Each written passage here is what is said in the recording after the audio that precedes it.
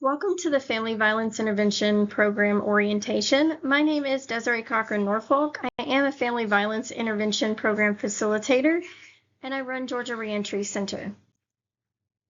Our Family Violence Intervention Program is specifically designed to intervene with regards to intimate partner violence and to assist how to be in a relationship without the violence. Violence is viewed as a learned behavior that's primarily motivated by desire, whether it's conscious or unconscious, by the abuser, and it's to control the victim. So it's seen as one of the many forms of abusive behaviors chosen by abusers to have power and control over someone.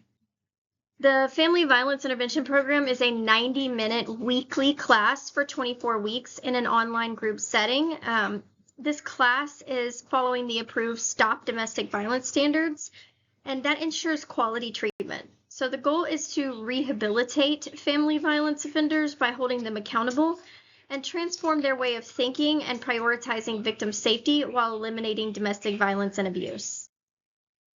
So domestic violence is a pattern of abusive behavior in a relationship where one partner is seeking to gain power and control over the other through a range of harmful and coercive tactics such as physical, sexual, and emotional abuse. In 2023, Georgia had 163 domestic violence deaths, and 92 were victims, 27 were bystanders, and 44 were perpetrators. In 2023, a firearm was the weapon used in 80% of domestic violence deaths in Georgia. There was a 21.2% decline in family violence incidents reported to law enforcement from 2019 to 2023.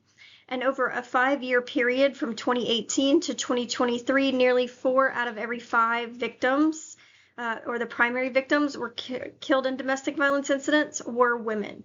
And from 2018 to 2022, the arrest rate for female abusers was 38%.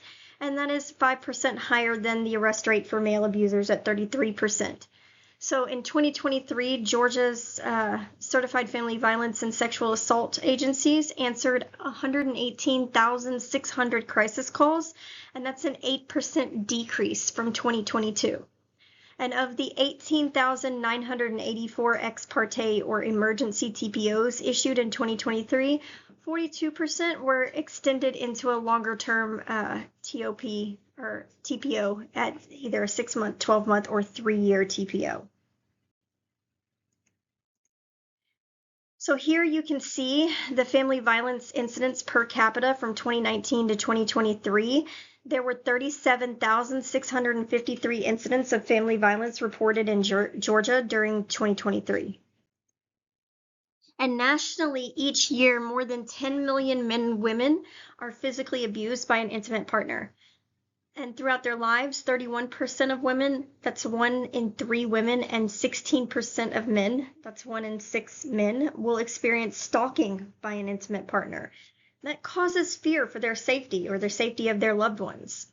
The cost of intimate partner violence exceeds $8.3 billion per year. And the presence of a gun in domestic violence situations increases the risk of homicide by 500%. So based on state regulations, there is no protection of confidentiality in a family violence intervention program. Some information can be reported to the victim's advocate as well as any appropriate authority such as police, probation, the court, or pardons and parole board. And the information that is reported includes any acts or threats of violence, stalking, coercive or harassing behavior, homicidal or suicidal ideations or attempts, incidents of child abuse, substance abuse, or use of illegal drugs, and also any criminal behavior or violations of court orders relating to family violence. You need to understand that any or all information obtained may be subject to subpoena or used as evidence in the court of law. The Georgia Commission on Family Violence is under the Department of Community Supervision, and because this program is under DCS, there is no protection of confidentiality. The state regulations require Georgia Reentry Center to contact probation officers, courts, pardons and parole, the GCFV, any GCFV monitors, or victim liaisons.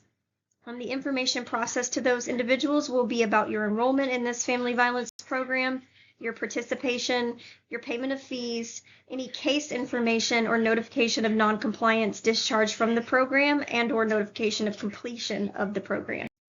The state regulations require that you attend 24 weekly classes out of 27 weeks, which allows for a maximum of 3 absences. If you miss more than 3 in total, then you will be discharged for non-compliance. There are no excused absences. If you are discharged from the program for non-compliance, the state regulations require that you must start over from Group 1 and forfeit all previously paid fees or progress in your program. You are to be on time for your class. There is a 5-minute grace period. If you are tardy, the state regulations require that the class be considered as an absence.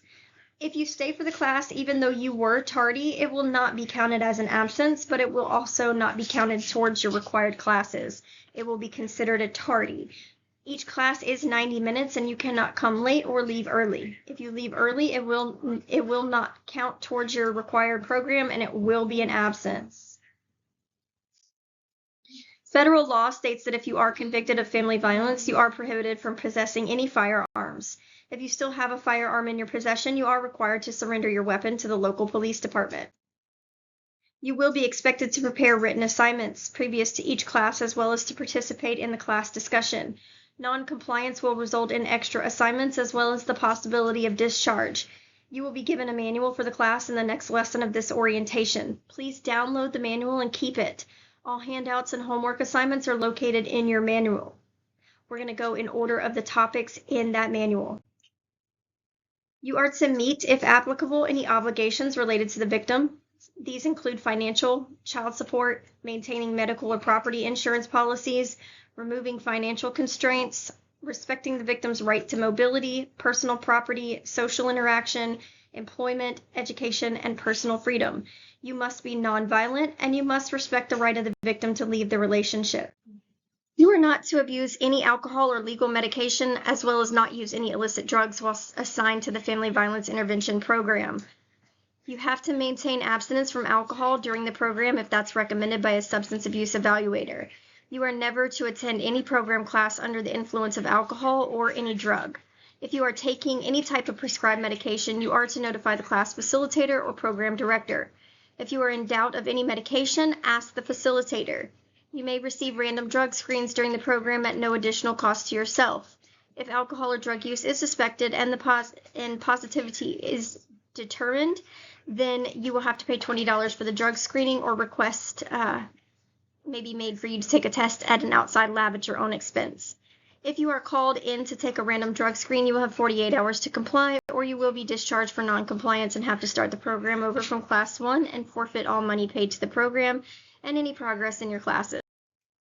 You will not use threatening or abusive language or display threatening or abusive behavior while in the program, or you will be discharged from the program and you will have to find another program to enroll into. In accordance to Georgia state statutes, you are required to pay a $20 fee collected by Georgia Reentry Center and sent directly to the Georgia Commission on Family Violence, along with your name and date of enrollment. The GCFV requires that a victim liaison make all contacts with the victim.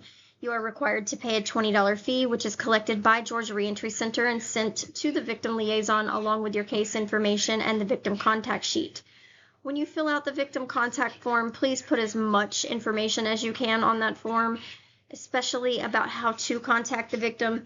If you are unsure, please put NA in that box. If you can, please just make sure to put the last known contact information. You are solely responsible for the class fee of $35 each week. You pay only for the classes that you attend. If your balance exceeds 2 group fees, you will be discharged for non-compliance. If you have a balance of any kind for more than 2 weeks or 14 days, you will be discharged for non-compliance.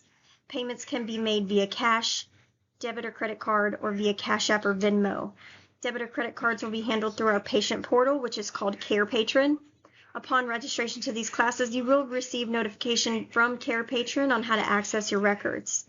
If you are discharged from the program and you have to re-enroll, you will be charged a $50 fee, of which $20 will go to the GCFV and $20 will go to the victim liaison, and $10 will go to Georgia Reentry Center for administrative fees.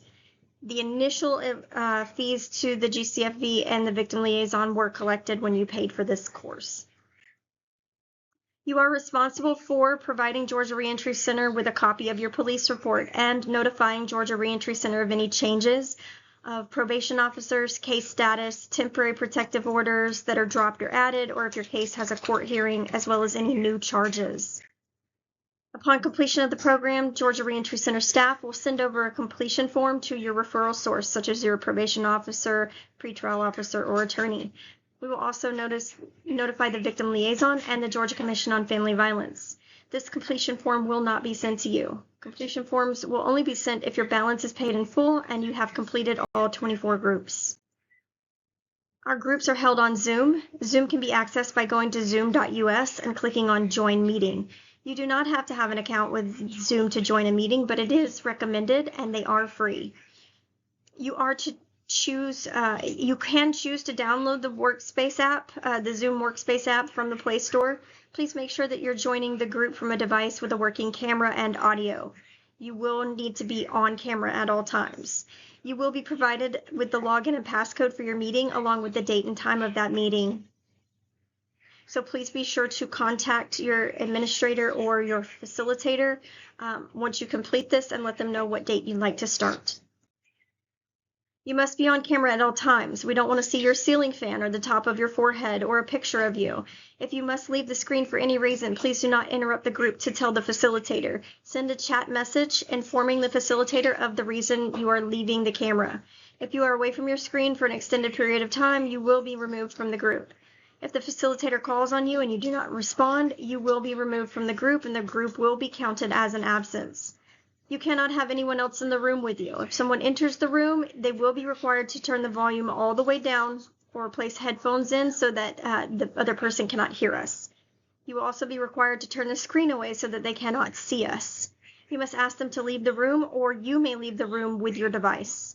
You may not do anything during class other than class, and that means that you are not allowed to shop in Walmart, go inside a gas station, work at your job, watch TV, play video games, carry on outside conversations, take phone calls, drive or ride in a moving vehicle, do community service, etc. You're going to be immediately removed from the group if you are doing any of those things.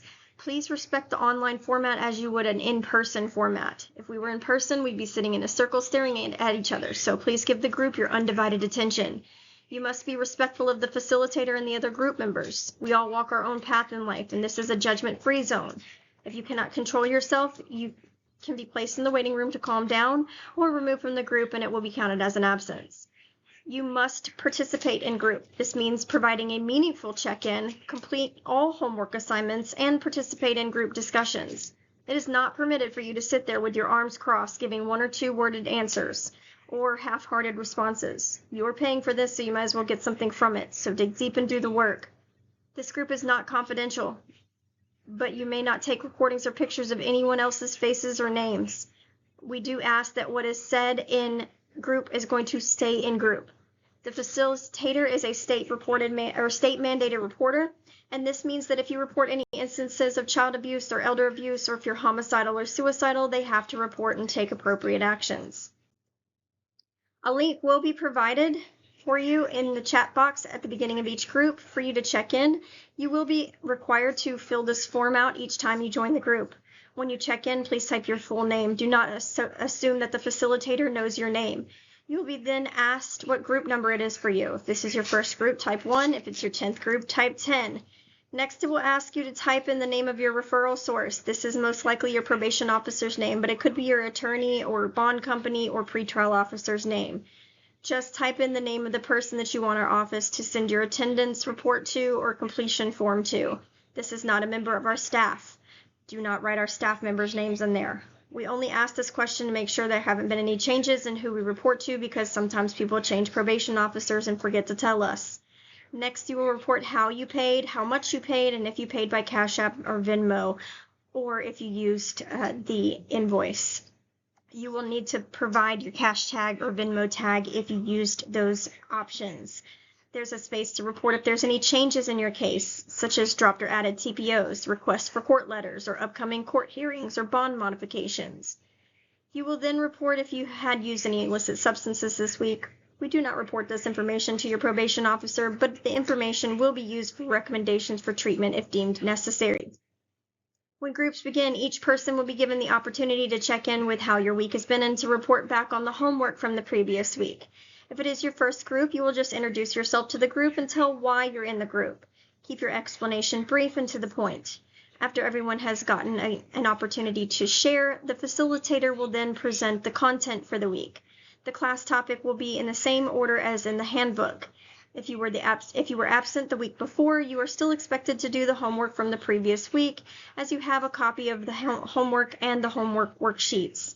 We will always end group with the homework for the week. If you have any questions or concerns, please reach out via email. You can call or text this number here to contact me. I am the program director. You can email us at admin@georgiareentrycenter.com, or you may call me at 678-866-5826. Please do not forget to download the handbook, and your quiz questions are going to be over the program rules.